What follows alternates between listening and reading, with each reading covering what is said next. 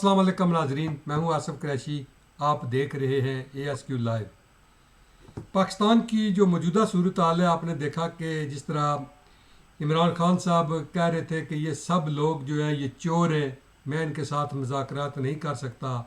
आपने वो वक्त भी आज देखा कि आज पाकिस्तान तहरीक इंसाफ उसी PDM के पास बैठ कर मुज़ाकरात कर रही है। दूसरी तरफ आपने देखा कि अचानक वज़ीर आज़म पाकिस्तान मियाँ शहबाज शरीफ साहब ने जो है वो एतमाद का वोट लिया, उसकी ज़रूरत क्यों पेश आई, इस पर भी बात करेंगे। इसके अलावा मुमकिन तौहीन अदालत जो है वो एक तलवार लटक रही है, जो चीफ जस्टिस साहब की तरफ से उमर अता बंदियाल ने जो केस उनके पास चल रहा है, जो इलेक्शन के हवाले से अभी तक ना तो वो जो उन्होंने डेट दी थी, ना तो वो इलेक्शन होने पा रहे हैं, ना वो पैसा उनके अकाउंट में गया है, इस पर भी बात करेंगे। वीडियो लीक्स आपने देखा कि पिछले कई रोज़ से जो है वो कभी एक की वीडियो लीक, अब साबिक जजेस की वीडियो लीक हो रही हैं। तारिक रहीम साहब को हैं, उनकी बीवी के साथ, मेरे साथ इस हवाले से हम बात करेंगे। मारूफ जर्नलिस्ट जनाब उमर फ़ारूक साहब मौजूद हैं। उमर फ़ारूक साहब, बहुत शुक्रिया आप तशरीफ़ लाए। ये बताएं कि ये जो इस वक्त ये क्या हुआ कि अचानक वज़ीर आज़म साहब को जो है वो एतमाद का वोट लेना पड़ा, और इसकी क्या ज़रूरत उन्होंने महसूस की कि उन्हें फौरी जो है वो 1-2 दिन के अंदर अंदर एतमाद का वोट लिया। बिस्मिल्लाहिर्रहमानिर्रहीम। अस्सलाम वालेकुम हमारे नाजरीन, और सबसे पहले तो आपको और आपके हमारे जितने भी नाजरीन हैं, सामीन हैं, उन सबको गुज़िश्ता ईद मुबारक। चूँकि हम ईद की वजह से गुज़िश्ता प्रोग्राम नहीं कर सके थे। अब जो है आते हैं प्रोग्राम की तरफ। जो मुल्की हालात हैं, तो देखें, शहबाज शरीफ ने जो एतमाद का वोट लिया वज़ीर आज़म ने, इसके पीछे एक दो वजूहात हैं। एक वजह तो जी वो सुप्रीम कोर्ट को ज़रा जवाब देना चाह रहे थे जी कि ज़ाहिर सी बात है, पार्लियामेंट ने आपने देखा होगा गुज़िश्ता कुछ महीनों से या कुछ 2-3 हफ्तों से सुप्रीम कोर्ट के हवाले से बड़ी सख्त पोजीशन ली है, और उस पे जो उन्होंने स्टैंड लिया कि पार्लियामेंट सुप्रीम है, वज़ीर आज़म के पीछे खड़ी है पार्लियामेंट। तो वो जी जो काबीना के इजलास में करारदादें, फिर पार्लियामेंट में करारदादें, कौमी असम्बली में करारदादें, तो उसका एक तो अमली सबूत देना था कि पार्लियामेंट कैसे पीछे खड़ी है। उन्होंने वो एक एतमाद का वोट लेके बताया कि ये पार्लियामेंट, हम जो कुछ भी कर रहे हैं वो मेरे पीछे पूरी पार्लियामेंट है, मैं मेरी काबीना या हम तनहा या सिर्फ हुकूमत नहीं है बल्कि अक्सरियत मेरे साथ है। जी दूसरा, उन्हें एक ये कहीं चीफ जस्टिस ने मेरे ख्याल में किसी में, अब वो सारी नहीं सुन सका था hearing, लेकिन किसी मौके पे ये कहा था कि वो जो फंड्स पंजाब के इलेक्शन के हवाले से देने के हवाले से जो कायमा कमेटी ने समरी भेजी थी, या जो बिल भेजा था पार्लियामेंट को, तो पार्लियामेंट ने उसको मुस्तरद कर दिया था। तो कहीं उन्होंने शायद किसी मौके पे कहा कि ये तो वज़ीर आज़म पे अदम एतमाद है कि वो जो है ना, हुकूमत वो बिल फंड्स रिलीज नहीं कर रही और बल्कि उसको मुस्तरद कर रही है। तो ये उसका भी जवाब था। जी और इसके साथ साथ मेरे ख्याल में कहीं ने सुनगुन हो रही थी कि आरिफ अलवी साहब शायद कोई तैयारी कर रहे हैं कि वज़ीर आज़म को कहें कि वो एतमाद का वोट लें। तो जी उन्होंने सब मुनासिब समझा कि आरिफ अलवी साहब के कहने से पहले वो खुद ही एतमाद का वोट ले लें, कि वो आपा तापी मचे और सबसे राब्ते हों, और एक अड़भों शुरू हो जाए, कराची बलूचिस्तान तक राब्ते, इत्तेहादियों को राजी करना, फलाह को दौड़ लगाना। तो वो उन्हें उससे पहले ही बड़े प्लानिंग से और बड़े एक तरीकाकार से उन्होंने किसी को पता भी लगने नहीं दिया, और अचानक जो उनके जो इत्तेहादी थे उनको एतमाद में लिया, काबीना को एतमाद में लिया, और फिर उन्होंने वो एतमाद कबूल किया। ये मेरे ख्याल में 2-3 वजूहत थी जिसकी बिना पर शहबाज शरीफ ने एतमाद का वोट लिया। और मेरे ख्याल में कहीं कानून में इस तरह भी है कि जब वज़ीर आज़म एक दफ़ा एतमाद का वोट ले ले, तो शायद अगले 6 माह या 3 माह 6 माह मेरे ख्याल में वो सुकून से गुजार लेता है, फिर उसको दोबारा नहीं कहा जाता। तो ये बहुत सारी चीज़ों का जवाब था जो उन्होंने एतमाद का वोट हासिल करके जो जवाब दिया है बहुत जी सारे लोगों को। जी जी जी जी। तो एक तरफ मैंने पहले भी बात की है कि इमरान खान साहब कहते थे कि ये जो है ये सब चोर हैं, इनके साथ मुज़ाकरात नहीं हो सकते। आज आपने देखा कि मुज़ाकरात उन्हीं चोरों के साथ जो है वो शुरू कर दिए हैं। और क्या जो मुज़ाकरात शुरू हुए हैं उनके कोई मुस्बत नताइज भी निकलेंगे, या सिर्फ मुज़ाकरात जो है वो आए और चाय पिए और चाय पीकर चले जाएं? पहली बात तो यह है कि वैसे आपने اتنا سنجیدہ کیوں لیا خان صاحب کا اور ان کی باتوں کا؟ میرے تو خان صاحب کی باتوں کو اور ان کے اقدامات کو کبھی بھی سنجیدہ نہیں لیتا، اور میں یہ سمجھتا ہوں وہ جو بھی بات کر رہے خان ہوتے ہیں صاحب اگلے بڑے دنوں لیڈر ہیں سے، جی، ان کی بات کو سنجیدہ، اگر ان کو چاہیے کہ جو بات کریں وہ سنجیدہ ہونی چاہیے نا، کیونکہ نہیں نہیں، ان کے آپ کوئی بھی ان کا ایک اقدام بتا دیں ان کا ایسا کہ وہ جو انہوں نے اس پہ یو ٹرن نہ لیا ہو، وہ کوئی بھی ایسا پہلو ان کا نہیں چھوڑا انہوں نے، کوئی بھی ہاں یہ ایسا انہوں بات نے صحیح ہے. اپنا سیاسی زندگی کا پہلو نہیں چھوڑا جہاں انہوں نے اس میں مطلب یو ٹرن نہ مارا ہو۔ کہاں پنجاب کا سب سے بڑا ڈاکو، کہاں وہ پرویز الہی سعد، کہاں وہ شیخ رشید کو چپراسی نہیں رکھ رہے، کہاں وہ ان کا وزیر اور ان کا اتحادی، مطلب ہے کیا کیا گنوائے، مطلب ہے کہاں کہاں امریکہ کی سازش. امریکی سائفر کی، کہاں امریکی سائفر کی کہانی، اور پھر وہ جھوٹ، پھر کہاں جنرل باجوہ سب کچھ، پھر جنرل باجوہ میر اچھا، جعفر، جنرل پھر اسی باجوہ کی، میر جعفر۔ جنرل باجوہ کی آپ نے بات کی ہے تو ایک بات انہوں نے ایک اور کہی ہے کہ میں نے اسمبلیاں جنرل باجوہ کے کہنے پر توڑی تھی. تو جنرل باجوہ تو آپ اندازہ میرے لگائیں خیال میں 2-3 مہینے پہلے چلے گئے تھے. اب یہ اندازہ لگائے کہ آپ، یہ ان دنوں کی بات ہے جب وہ ان کو میر جعفر اور میر صادق کہہ رہے تھے نا، بالکل. اور عروج پہ تھی باجوہ کے خلاف ان کی کمپین، اور انہی دنوں میں ان کی ایک ملاقات عارف علوی صاحب نے کروائی ایوان صدر میں، اور انہی کے کہنے پہ پھر اگر وہ اسمبلیاں توڑی ہیں انہوں نے، تو میرے خیال میں ایسے شخص کو سیاست کے بجائے کوئی اور کام کر لینا چاہیے، اور اس کو سیاست پھر نہیں آتی۔ نہیں تو لیکن آپ جو کہہ رہے تھے کہ وہ جو کل چوروں کے کہہ رہا تھا کہ چوروں کے ساتھ نہیں بیٹھوں گا، آج وہ ان کے ساتھ بیٹھے ہیں، اور بیٹھے ہی نہیں ہیں، وہ بےتاب ہیں۔ کل آپ نے دیکھا نہیں شاہ محمود بالکل قریشی کو سپریم کورٹ میں وہ کس طرح کہہ رہے تھے کہ ہم آج ہی بیٹھنے کو تیار ہیں، آج ہی بیٹھے، بالکل حالانکہ حکومت شاید کچھ وقت لینا چاہ رہی تھی، لیکن وہ تو مطلب ایسے ہیں جیسے وہ کہہ رہے ہیں کہ فوری کریں جی، بس ابھی کریں ابھی۔ تو بالکل. جہاں تک یہ خان صاحب کی ان باتوں کا تعلق ہے، ان کو میں کبھی بھی سیریس نہیں لیتا، وہ کبھی کسی وقت بھی کسی موقع پہ بھی یو ٹرن لے سکتے ہیں، اور ان کی کسی بات پہ بھی اعتبار نہیں کیا جا سکتا، وہ کوئی سنجیدہ بات نہیں کر رہے ہوتے، وہ ایک وقت میں، اچھا یہ ایک ان کی ایک اس کو کہتے ہیں موقع محل کی سیاست کہیں یا مفاد پرستی کہیں، وہ اس کے اعتبار سے بڑے پرفیکٹ ہیں، جو دیکھتے ہیں جہاں موقع دیکھتے ہیں جہاں ان کے فائدے میں وہ پھر اس کو اڈاپٹ کر لیتے ہیں، اس کو مطلب موقع کو یوز کر لیتے ہیں، استعمال کر لیتے ہیں، وہ پھر اس میں یہ نہیں دیکھتے کہ انہوں نے ماضی میں کیا کہا ہے یا باقی لوگوں کو انہوں نے کیا کہا تھا۔ ایک بات، دوسری بات، جہاں تک یہ مذاکرات کی بات ہے، تو میں آج جو کہیں گزر رہا تھا تو میں نے ویسے موبائل آن کیا تو خواجہ آصف صاحب کا ایک کہیں ٹویٹ تھا یا کہیں گفتگو تھی، وہ میری نظر سے گزرا، انہوں نے کہا کہ یہ پی ٹی آئی سے مذاکرات وقت کا ضیاع ہے۔ تو میں بھی یہی سمجھتا ہوں کہ ان مذاکرات کا مجھے نہیں لگ رہا کوئی حل نکلے گا، یا یہ مذاکرات کوئی پایہ تکمیل تک پہنچیں گے، اور میرے خیال میں وہ ان کی کوشش ہے پی ٹی کیونکہ آئی جو کی پی کہ ڈی یہ ایم کے بات، سربراہ ہیں، جو پی ڈی ایم کے سربراہ ہیں مولانا فضل الرحمان، انہوں نے تو پہلے دن سے ہی اس مذاکرات کو مسترد کر دیا تھا. جی اب یہ دیکھیں دوسری طرف میں آپ کو یہ کہوں کہ مولانا فضل الرحمان صاحب کا جو ملک کی سیاست کے حوالے سے ایک موقف ہے اس کو ہم سنجیدہ لیتے ہیں۔ آپ دیکھیں کہ انہوں نے 2018 کے الیکشن نتائج قبول نہ کرنے کا ان سب کو مشورہ دیا، لیکن انہوں نے سب نے قبول کیا، اور بعد میں سب نے افسوس کیا۔ تو بالکل. مولانا فضل الرحمان نے کہا کہ آپ حلف نہ اٹھائیں 2018 میں، لیکن سب نے حلف لے لیا، پھر آخر میں ان کو بھی مجبوراً لینا پڑا، تو بعد میں سب نے کہا کہ ہم سے غلطی ہو گئی۔ تو مولانا فضل الرحمان نے جو ملکی مفاد، جو ملکی سیاست کے حوالے سے جب بھی کوئی بات کہی ہے تو وہ بات ان کے لیے میرے خیال میں بعد میں وہ بہتر ثابت ہوئی ہے۔ تو صحیح اس وقت بات جو ہے. مولانا کا موقف ہے، میں ذاتی طور پہ یہ سمجھتا ہوں کہ وہ ٹھیک موقف ہے، کہ پی ٹی آئی کو سیف پیسج یا سیف راستہ نہیں دینا چاہیے پی ڈی ایم کی حکومت کو۔ اور میں ایک اور بات کہوں کہ یہ سیف پیسج صرف پی ٹی آئی کو نہیں مل رہا، یہ سیف پیسج سپریم کورٹ کو بھی دیا جا رہا ہے، کہ وہ ایک سٹینڈ لے چکی ہے، اور اس کے بعد وہ اپنا سارا ملبہ سیاسی جماعتوں کے کندھوں پہ رکھ کے اس میں سے ایک بیچ کا راستہ نکالنے کی کوشش کر رہے ہیں۔ تو میرے خیال میں اس میں پی ڈی ایم کے جو سربراہ کا موقف ہے وہ بہتر ہے، اور اس میں اگر کہیں نقصان ہوا بھی تو پھر نون لیگ کا ہوگا۔ ٹھیک ٹھیک. تو یہ جو اس وقت ویڈیو لیکس آ رہی ہیں، کبھی ساس صاحبہ کی آ رہی ہیں، وزیر اعظم اپنے چیف جسٹس سپریم کورٹ کی ساس، اور طارق رحیم. پہلے تو یہ بتائیں یہ طارق رحیم کون ہے؟ جو پیپلز پارٹی میں ہوا کرتے تھے وہ ہیں یا کوئی اور ہیں؟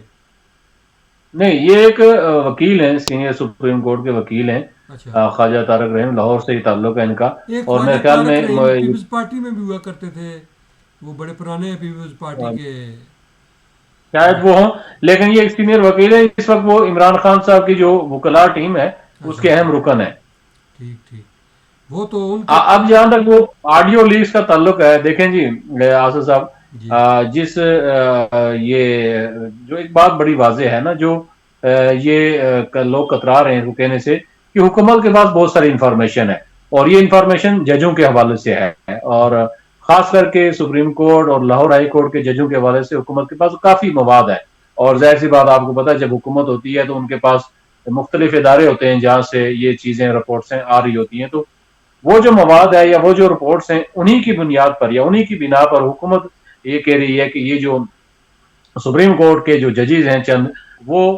پی ٹی آئی کے لیے لابنگ کر رہے ہیں یا پی ٹی آئی کے لیے سہولت کار ہیں یا ان کے حق میں فیصلے دے رہے ہیں، اور اس کے پیچھے ان کے پاس ایک لاجک بھی ہے، دلیل بھی ہے، اور اس کے پیچھے شواہد بھی ہیں۔ تو یہ جو کچھ آڈیو لیکس آئی ہیں، یہ ان کا کچھ مطلب ہے، آپ سمجھ لیں کہ چند ایک نمونے ہیں، ورنہ اگر یہ سلسلہ کو حکومت سمجھتی ہے کہ یہ نہیں رکے گا تو پھر بہت کچھ ہے، میں یہ سمجھتا ہوں کہ بہت کچھ نکل سکتا ہے۔ اور یہ ججز کو بھی اب پتا لگ گیا ہے کہ ان کے جو کمزوریاں ہیں یا جو ان کے کچھ چیزیں ہیں پکڑی گئی ہیں، تو اگر وہ ججز اس پہ نہیں آتے راہ راست پہ، تو پھر ظاہر سی بات ہے وہ چیزیں آہستہ آہستہ آنا شروع ہو جائیں گی۔ اب جی جہاں تک ان کی ساس صاحبہ، جسٹس صاحب کی جو ساس صاحبہ اور طارق رحیم صاحب کی جو وائف کا جو لیک ہے، آڈیو لیک، آپ اندازہ لگائیں کہ ججز کی جو فیملیز پہلے کہتے تھے، حکومت کہتی کہ فیملیز کے کہنے پہ فیصلے کر رہے ہیں، بلکہ اس سے پہلے جنرل قمر جاوید باجوہ نے وہ شاید میتلا صاحب کے ساتھ ایک انٹرویو میں یہ کہہ چکے ہیں کہ یہ ججز جو ہے نا وہ فیملیز کے دباؤ پہ، اثر پہ فیصلے کر رہے ہیں۔ تو اس سے تو ایک چیز واضح ہوئی کہ یہ جو حکومت کا بیانیہ تھا یا ای ڈی ایم کا کہ یہ ججز خود فیصلے نہیں کر رہے یا میرٹ پہ نہیں کر رہے، یہ اپنے فیملیز کے یا ان کے دباؤ پہ یا ان کے اثر کی وجہ سے یہ کر رہے ہیں۔ اور آپ یہ اندازہ لگائیں کہ ججز کی فیملیاں اس طرح کھلم کھلا اگر وہ ایک سیاسی جماعت کے ساتھ کھڑی ہوں گی اور حکومت کو خلاف اس طرح کریں گے، تو میرے خیال میں حکومت نے بڑا ہلکا ہاتھ لیا ہے۔ ابھی صرف آڈیو لیک آئی ہے، اس پہ کوئی کاروائی کا اندیا نہیں دیا، اس پہ تو میرا خیال میں کاروائی کرنی چاہیے تھی۔ اس کا آڈٹ اگرچہ عدالت نہ کرواتی، حکومت خود آڈٹ کروا کے اس پہ جو بھی مقدمہ بنتا ہے، آئینی قانونی ماہرین بہتر بتا سکتے ہیں، وہ ان پہ ہر کاروائی کرنا چاہیے۔ اور آپ یہ دیکھیں جسٹس ثاقب نثار جن پہ شدید قسم کے الزامات ہیں، جو سابق چیف جسٹس سپریم کورٹ ہیں، اور 2018 کے الیکشن کے حوالے سے ان پہ بڑے شدید نکتہ چینی ہے، اور ان پہ ذات کے حوالے سے اور اس الیکشن کے نتائج کے حوالے سے اور اثر انداز ہونے پہ، اور خاص کر کے دیگر جماعتوں کو کریش کرنے کے حوالے سے، تو وہ انہیں تو لا تعلق ہو جانا چاہیے تھا اس قسم کی سیاست سے۔ لیکن ان کی آڈیو لیک نے یہ بتایا کہ وہ مطلب ہے دوبارہ سے ان ہیں، اور وہ مشورے دے رہے ہیں سپریم کورٹ کو بھی اور عمران خان کے وکلاء کو بھی، انہوں نے کہ دفتر جیسے کھولا ان ہوا ہے، کی سنا آڈیو لیک میں انہوں نے دوبارہ مطلب ان کا آڈیو لیک میں واضح ہوا کہ وزیر اعظم کو کیسے فارغ کرنا ہے، وہ ان کو بالکل، مشورہ دے رہے ہیں کہ آپ فلاں کیس اٹھائیں اور اس کو مثال بلکہ انہوں بنائیں، نے اور کہا آزاد آزاد کشمیر کی جو کشمیر کا جو معاملہ اس کو بھی سامنے رکھیں۔ ہاں اس کا مطلب تو یہ بڑا زیادتی ہے میرے خیال میں۔ حکومت جو شہباز شریف کا جو رویہ ہے وہ بڑا میرے خیال میں یہ کافی کمزور ہے اس حوالے سے۔ ایسے تو فوری کارروائی کرنا چاہیے، لیکن اور اس دوسری کے میرے طرف خیال میں وہ یہ بھی دیکھیں کہ آزاد کشمیر کے ہائی کورٹ کے چیف جسٹس نے کل کیا کہا ہے کہ جو ریٹائرڈ ججز ہیں وہ آرام سے بیٹھے ہیں۔ جی ہاں جی ہاں، ظاہر سی بات ہے نا، اب ریٹائرڈ ججز اپنی لائف گزار چکے ہیں نا، اب وہ ہاں، وہ کہتے ادھر ہیں سے کہ ادھر اور ادھر سے وہ ادھر آرام پنگے سے کریں گے بیٹھے، تو وہ آرام سے بیٹھے، وہ لوگوں کو غلط مشورے نہ دیں۔ یہ بھی تو ہاں یہ بھی تو ثاقب نثار صاحب اگر وہ ان کی بات کا جو حوالہ دیتے ہیں تو اس کا بھی حوالہ دیں نا پھر۔ ہاں، اب ذاکر نثار صاحب کی اپنی شخصیت بہت متنازع ہے بہت سارے فیصلوں کے حوالے سے، تو وہ میرے خیال میں حکومت کل دیکھیں شہباز شریف نے اعتماد کا ووٹ لینے کے بعد ان پہ پھر تنقید کی ہے، تو یہ تنقید سے بات آگے جا چکی ہے، میرے خیال میں ان کی کارروائی کرنی چاہیے، جو بھی ان پہ کوئی کارروائی کیا بنتی ہے، کیا اور وزیر یہ اعظم آڈیو لیک کوئی ایگزیکٹو آرڈر بھی جاری کر سکتے ہیں؟ کیوں نہیں کر سکتا جی؟ ایگزیکٹو آرڈر کے ذریعے اگر ججز بحال ہو سکتے ہیں تو ایگزیکٹو آرڈر کے ذریعے فارغ بھی ہو سکتے ہیں۔ دیکھیں یسر رضا گیلانی نے افتخار چودھری کو ایگزیکٹو آرڈر کے ذریعے بحال کیا تھا۔ ٹھیک، تو کیا ایسی صورتحال میں جب الیکشن بھی نہیں ہو رہے، اور کیا سمجھتے ہیں کہ اسمبلیاں بحال بھی ہو سکتی ہیں، جس کے لیے پی ٹی آئی متحرک بھی ہے کہ اسمبلیاں بحال کروائیں؟ دیکھیں پی ڈی آئی کی تو کوشش ہے کل کے جو مذاکرات میں، کیونکہ ایک تجویز ان کی یہ بھی تھی کہ آپ قومی اسمبلی میں دوبارہ ہمارے جو ممبران اسمبلی ہیں ان کو آن کریں اور ان کو جو ہے نا واپس اسمبلی میں آنے کی اجازت دیں، اور پھر آپ ایک ترمیم لائیں جس میں یہ 90 دن والے الیکشن والی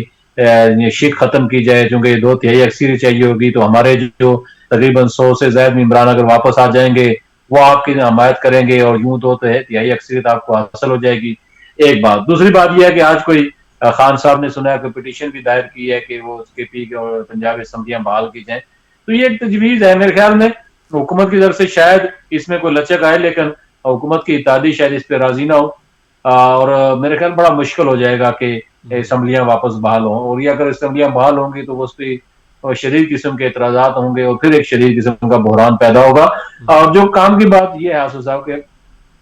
چیف جسٹس کو ایک تو یہ آڈیو لیکس اور ان چیزوں سے پیغام دے دیا گیا، دوسرا پیغام عسکری قیادت کی طرف سے بھی انہیں دیا گیا، جو ملاقاتیں ہوئی ہیں، جو ذرائع سے خبریں آئی تھی کہ وزارت دفاع کے ذریعے سے اور سیکرٹری دفاع کے ذریعے سے کوئی ججز سے ملاقاتیں کی گئی ہیں، اور انہیں کہا گیا ہے کہ ملک کے جو حالات ہیں اور جو سیکیورٹی چیلنجز ہے ان کے حوالے سے ہم اس وقت سیکیورٹی پرووائڈ نہیں کر سکتے الیکشن کے حوالے سے، اور ایک صوبے کے لیے نہیں، اور ظاہر سی بات ہے ایک صوبے کے لیے اگر ہم سیکیورٹی مہیا کریں گے، پورا ایک اپنا سسٹم اس کو اس میں ہلچل مچائیں گے، اور آپ نے 2 مہینے بعد پھر آپ نے الیکشن کروانے جو قومی اور صوبائی اسمبلیوں کے، پھر ہم نے ایک سسٹم کو واپس یہ سیکیورٹی کار واپس اپنی جگہوں پہ جائیں گے نہیں، اور 2 مہینے بعد پھر ان کو ڈپیوٹ کریں گے، تو یہ ایک اضافی خرچہ بھی ہوگا اور ہمارا وہ جو کام ہے وہ ڈسٹرب ہوگا۔ میرے خیال میں وہ بڑا کلیئر میسج گیا ہے، اور چیف جسٹس صاحب کو اور دیگر ججز کو، کہ آپ جو ہے نا ایسے اقدامات نہ کریں کہ جس سے ملک عدم استحکام کا شکار ہو۔ ہاں الیکشن ضروری ہے، لیکن الیکشن اس وقت ضروری ہے کہ جب وہ ملک میں استحکام ہو، اور جب ملک کی سالمیت کا ایشو ہو تو آپ اس وقت ایسے اقدامات سے گریز کریں۔ الیکشن کے نہ ہونے سے کوئی آسمان جو ہے نا وہ نہیں گر پڑے گا سر پر۔ آپ یہ دیکھیں کہ اس وقت ہمارے پڑوس میں انڈیا جو ہے وہ G20 اجلاس مقبوضہ کشمیر میں کرنے جا رہا ہے، اور اس حوالے سے